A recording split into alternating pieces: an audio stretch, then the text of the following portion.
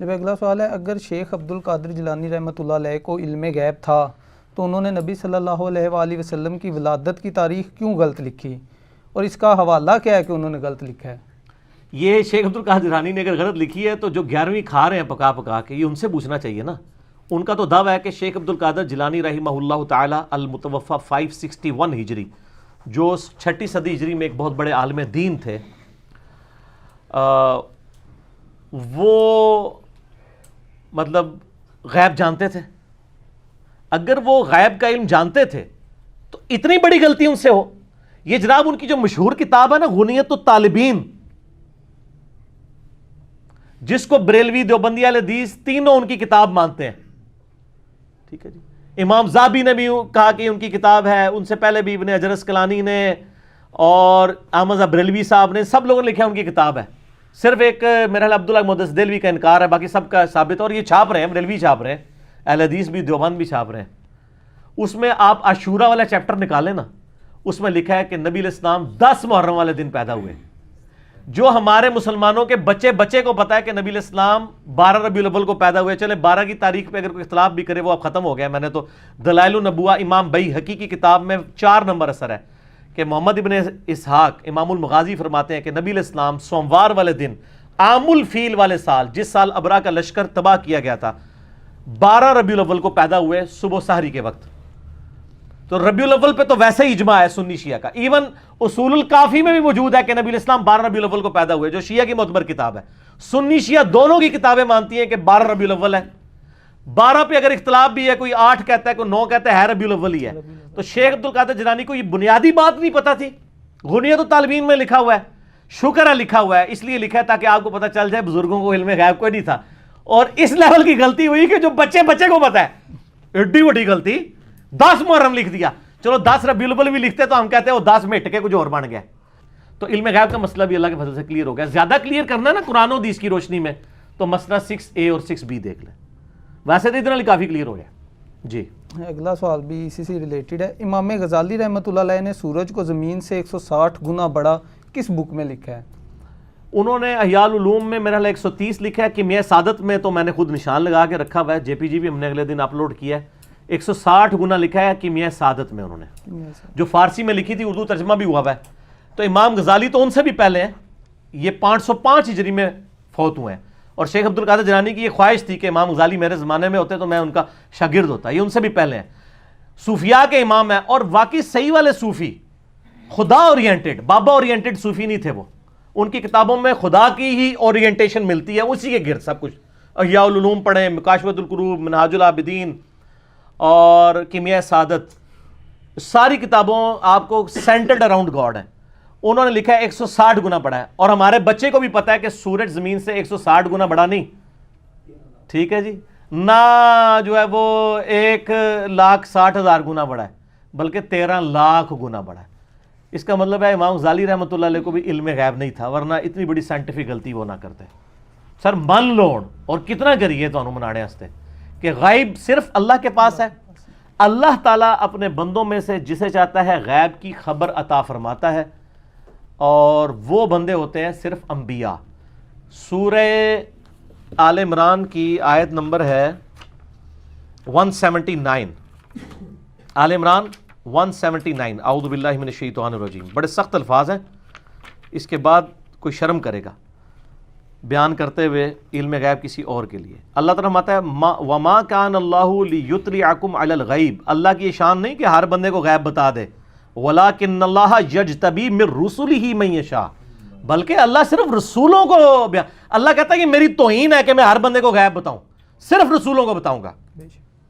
فَآمِنُوا بِاللَّهِ وَرُسُلِهِ، پس ایمان لاؤ اللہ اور اس کے رسول پہ۔ ابو بکر، عمر، عثمان و علی کا بھی کام ہے کہ وہ نبی کی غیب کے اوپر ایمان لائیں، اور میرا اور آپ کا بھی، اور شیخ عبد القادر جیلانی اور امام غزالی کا بھی یہی کام ہے کہ وہ صرف ایمان لے کے آئیں، غیب کا علم نہیں ان کے پاس ہو سکتا۔ وَإِن تُؤْمِنُوا وَتَتَّقُوا فَلَكُمْ أَجْرٌ عَظِيمٌ، اگر تم ایمان لاؤ گے اور تقوی اختیار کرو گے تمہارے لیے اجر عظیم ہوگا۔ اللہ تعالیٰ تو فرماتا ہے کہ یہ میری بے عزتی کرنا ہے کہ کوئی شخص کہے کہ میں ہر شخص کو غیب کی خبر دیتا ہوں۔ ایک چیز ہے بخاری مسلم میں کہ میری وفات کے بعد نبی علیہ السلام فرمایا خواب کے ذریعے اللہ تعالیٰ کسی کو کوئی بات بتا دے، اور اس کے علاوہ کوئی نہیں۔ لیکن خواب کے ذریعے بھی کیا بتائی کہ شیخ عبد القادر جیلانی نے 10 محرم حضور کی پیدائش کا دن لکھ لیا اور امام غزالی نے 160 والی یہ بات لکھ لی، اور یہاں تو لوگ کہتے ہیں جی وہ شاہ شمس تبریز نے کیا تو بھی شمس تھا میں بھی شمس، اور سورج کو پاس بلایا جناب ملتان گرمی اس لیے ہوتی ہے. سر ملتان گرمی اس لیے نہیں ہوتی. ہاں جی اے شاہ شمس تبریز اگر ایک کام جڑا نا سکردوش کر دینا تو انشاءاللہ حالے تک سکردوش پھر بھی برف بھی ہوتی رہتی، ٹھیک ہے نا. وہ ایکویٹر کے جو بھی نزدیک ہوتا جائے گا تو وہ گرمی بڑھتی جائے گی سر. تو یہ بھی اشعار ہے ملتان میں جو ہے نا وہ گرمی اس لیے نہیں ہوتی ہے، وہ نیچرلی ہوتی ہے گرمی ملتان میں. تو یہ جھوٹے واقعات ہیں. یہاں تو ہر وہ سودا بکتا ہے جس میں وہ میں نے آپ کو بتایا نا کہ مثنوی مولانا روم میں ایک جعلی واقعہ لکھا ہوا ہے کہ جی موسیٰ علیہ السلام ایک بندے کے پاس سے گزرے، وہ کہہ رہا تھا اللہ کبھی میرے پاس آ، میں تجھے کنگھی کروں، میں تجھے نہلاؤں دلاؤں اچھے کپڑے پہناؤں. تو موسیٰ علیہ السلام نے اسے کہا کہ اللہ تعالیٰ کے بارے میں یہ صفات نہ منسوب کرو، ٹھیک ہے. جب موسیٰ علیہ السلام اللہ کے پاس گئے تو اللہ نے الٹا موسیٰ کو ڈانٹ دیا نعوذ باللہ کہ تو میرا بندہ ہی ناراض کر چھڑے. تو موسیٰ اور کیا کردا، موسیٰ دی ڈیوٹی ہے لوگوں نے دسیا کہ بھی اللہ نو کنج مننا ہے، اللہ کو گڈا ہے، اللہ کی صفات ہے لیس کمثلہ شیء وہو السمیع البصیر. اللہ کی مثل کوئی شے نہیں ہے، وہ سننے والا دیکھنے والا ہے. اللہ کی صفات ہے ولا تقولوا علی اللہ الا الحق، اللہ کے اوپر مت بولو سوائے اس کے جو حق ہے. اللہ کے بارے میں آپ نے وہی عقیدہ رکھنا ہے نا جو پیغمبروں نے بتانا ہے. اگر پیغمبروں کو عقیدہ نہیں پتا، ان نانگے بابوں کو پتا ہے جن کے پیچھے اللہ پیغمبروں کو ڈانٹ رہا ہے، تو سر یہ دیکھیں وہ بابے کو بچاتے ہوئے پیغمبر کو انہوں نے کہہ دیا کہ پیغمبر کو دین نہیں آتا تھا، اس نانگے کو آتا تھا. تو اس کا مطلب اگر پیغمبر کو دین نہ آئے تو اس کا مطلب کیا ہے؟ اس کا مطلب یہ ہے کہ اللہ کو نہیں آیا پڑھانا. پیغمبر کو بعد میں دیکھیں گے نا. دیکھیں پیغمبر کون ہے؟ اللہ کا ریپریزنٹیٹو. خدا نے اسے بھیجا ہے کہ تو نے لوگوں کو دین سکھانا ہے. اس کو تو دین نہیں آیا، ایک نانگے کو آ گیا. دیکھیں انجانے میں یہ لوگ کس طرح انبیاء کی بھی اور اللہ کی بھی توہین کر جاتے ہیں. یہ سارے یہ مولانا روم کی مثنوی کے اندر جھوٹے اور جعلی واقعات لکھے ہوئے ہیں. اللہ تعالیٰ ہدایت دے. ہمارے واعظین پڑھ پڑھ کے سنا رہے ہوتے ہیں. اور ایک اور بھی مشہور کیا جی، وہ ایک بندہ اللہ نے کہا منو انسانی گوشت چاہیے، ٹھیک ہے. ایک بندے کوئی بھی نہیں دے رہا، ایک بندے کو گیا انہوں نے کہا جی ادھروں بھی وڈ لے، ادھروں بھی وڈ لے. خدا کے لیے یار، یعنی اور پھر اللہ تعالیٰ کے پاس گئے تو اللہ تعالیٰ نے فرمایا موسیٰ تو بھی انسان تھا، تو نے اپنا جسم کیوں نہیں کاٹ کے مجھے دے دیا؟ استغفر اللہ واتوب الیہ. یعنی یہ شریعت بتا رہے ہیں. نبی تو ہر کام اللہ کی وحی سے کر رہا ہوتا ہے، جو وحی سے ریلیٹڈ چیزیں ہوتی ہیں. تو انسانی گوشت نہیں چاہیے. جب چاہیے تھا نا تو کوئی غلطی نہیں کھائی ہے. ابراہیم علیہ السلام کو اللہ نے خواب دکھائی کہ اپنے بیٹے کی قربانی کرو، تو انہوں نے، بیٹے نے بھی ثابت قدمی دکھائی، ابراہیم نے بھی. یہ ہے قرآن اور یہ ہے مثنوی شریف، جنہوں کہتے ہیں فارسی کا قرآن. اے فارسی دی قرآن ہے، عربی والا قرآن جڑا ہے نا وہ اے محمد رسول اللہ تے نازل ہویا ہے. یہ ساڈا قرآن ہے، وہ تہاڈا ہوئے گا صلی اللہ علیہ وآلہ وسلم. ٹھیک ہے جی. علی بھائی اگلا سوال ہے. یار میرے کو گستاخی کراندے ہو تسی بزرگاں دی. میری کوشش نہیں ہوتی لیکن کیا کریں، نبی کی شان بیان کرنے کے لیے ضروری ہے کہ بزرگوں کی گستاخی ہو، کیونکہ جو بزرگ رسول اللہ کے خلاف کھڑے ہوئے ہیں آٹومیٹکلی ان کی گستاخی ہو جائے گی. یہ تو آٹومیٹک ہے. جب نبی کی شان کو آپ بیان کریں گے تو نبی کے جو دشمن ہیں ان کی خود بخود نگیشن ہو جاتی ہے. ایک دین وہ ہے جو اللہ نے اپنے نبی کے ذریعے ہم تک پہنچایا ہے، ایک وہ دین ہے جو بابوں نے قصے کہانیوں کے ذریعے پہنچایا ہے. تو یا پھر نبی علیہ السلام کو مان لیں. میں اس میں اکثر بیان کرتا ہوں کتنا مشہور کیا ہوا انہوں نے. مجھے بڑی خوشی ہوئی اس دن مفتی اکمل صاحب کو بھی خیال آیا، انہوں نے بھی کہہ دیا جعلی واقعہ ہے. شاید میری کلپ دیکھ کے انہوں نے کہا پہلے تو کسی کی جرت نہیں ہوئی ہے. بچپن سے پڑھایا جی ویسے کرنی نے دند پان دیتے جی اپنے. سنا میں نا آپ نے؟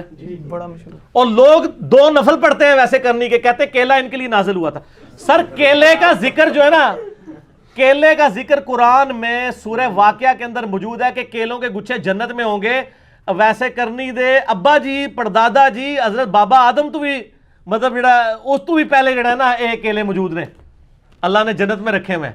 کیلے ہونے اور کیلا نازل ہویا سی، کیلے پہلے بھی موجود سر. یہ کہانیاں بند کرو ورنہ کافر جو ہے نا وہ مطلب کہیں گے یہ دین کس قسم کا ہے. وہ تو آپ کو ثابت کر دیں گے کیلا کتنا پرانا ہے زمین کے اوپر. تو آپ کہیں گے ویسے کرنی کے اوپر نازل ہوا ہے کیلا، ٹھیک ہے نا. اور میں ایسی کہتا ہوں شکر ہے ہمارے علماء کے لیکچرز انگریزی میں نہیں ہے، ورنہ کوئی 4 گورے کلمہ بھی پڑھ رہے نا وہ کہیں گے یار یہ تو سارا فراڈ ہی ہے. تو مہربانی کرو انگریزی سیکھیو بھی نہ، یہی کہندے رہو کہ انگریزاں دی زبان ہے، خدا دا نہ سیکھنا ورنہ مصیبت کھڑی ہو جائے گی اسلام کے لیے. کہتے جی ویسے کرنی نے یہ دانت توڑا، یہ توڑا، یہ توڑ سارے توڑ دی، بتیسی نکال دی. اور کئی میوزیم، بلکہ میرا خیال ہے بادشاہی مسجد والے میوزیم میں بھی ایک آدھ دانت پڑا ہوا ہے. کتنے میوزیم میں وہ دانت پڑے ہوئے ہیں، ظاہر کاروبار چمک رہے ہیں نا اس کے اوپر. اس کی میں نے ان کو پھکی دی تھی، بہت بڑی پھکی، الزامی اینٹی وینم. میں نے ان کو کہا کہ یہ فیصلہ کرو کہ مولا علی بڑا عاشق رسول ہے یا ویسے کرنی. یہ ویسے کرنی سے بھی پوچھو نا تو وہ بھی کانپ اٹھیں گے کہ یار مجھے مولا علی کے ساتھ ذکر کر رہے ہو, کدھر علی اور کدھر میں. اب ایسے کرنی تو جنگ صفین میں مولا علی کے ہاتھ پہ بیعت ہو کے جنگ صفین میں حضرت علی کی طرف سے لڑتے ہوئے معاویہ رضی اللہ تعالیٰ کے خلاف شہید ہوئے ہیں. ٹھیک ہے, تو یہ کہیں گے جی مولا علی بڑے عاشق رسول تھے. یہ زیادہ تر شیعہ بیان کر رہے ہوتے ہیں یا بریلوی کر رہے ہوتے ہیں. تو صحیح مسلم کے اندر غزوہ احد کا چیپٹر نکالیں اور بخاری میں بھی, دونوں میں یہ حدیث موجود ہے. سہل ابن سعد السعدی کہتے ہیں کہ اللہ کی قسم میں جانتا ہوں, میں اب آخری صحابی بچا ہوں جس نے یہ منظر دیکھا ہوا ہے. وہ بوڑھے صحابہ میں سے تھے اور لوگ نا حج کے موقع پہ ان کو گھیر لیتے تھے, جی تسی حضور نے ویکھیا سانو دسو. میں ان آخری صحابہ میں سے ایک بچ گیا ہوں جس نے احد کا یہ منظر خود دیکھا ہوا ہے. بخاری مسلم دونوں میں ہے کہ نبی علیہ السلام کے جب یہ 4 دانت شہید ہوئے تو اتنا خون نکلا کہ آپ علیہ السلام بے ہوش ہو گئے بلڈ پریشر لاس ہونے کی وجہ سے. اور میں نے دیکھا کہ مولا علی علیہ السلام اپنے تھال کے اندر وہ جو ڈھال ہوتی ہے, ڈھال کو الٹا کریں تو برتن میں اس میں پانی لے کے آئے, حضور کا زخم دھو رہے تھے اور یعنی پانی ڈالتے تھے اور فاطمہ زخم دھوتی تھی. اور جب وہ خون نہیں رکتا تھا تو سیدہ فاطمہ نے کاٹن کا کپڑا جلا کے اس کی راکھ حضور کے اس زخم پہ رکھی تو وہ زخم کا خون رک گیا. اور قرآن میں بھی ہے نا حضور کی شہادت کی خبر مشہور ہوگی, سورہ ال عمران 144 وما محمد الا رسول قد خلت من قبلہ الرسل, وہ آیت نازل ہوئی تھی. تو میں نے ان کو یہ پھکی دی ہے کہ جس شخص نے اپنے سامنے دانت ٹوٹتے ہوئے دیکھے ہیں, ویسے کرنی نے تو سنے ہی ہے نا, جس نے اسی بھی سنے ہیں, نہ انہیں ویکھا ہے نہ اسی ویکھا ہے. جس نے اپنے سامنے دیکھا, کس نے؟ مولا علی اور فاطمہ نے, جنہوں نے اپنے ہاتھوں سے اس کا مرم پٹی کی اس زخم کی, انہوں نے اپنے دانت نہیں توڑے. جناب اے انجینئرنگ ہے, کہنا انجینئرنگ کرتا ہے. اگر مولا علی اور فاطمہ نے دانت نہیں توڑے تو سر انہوں تو بڑا کوئی عاشق رسول نہیں ہے. تو اب ایسے کرنی نے بھی نہیں توڑے, یہ واقعی جعلی ہے.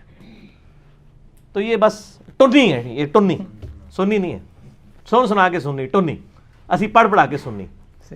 ٹھیک ہو.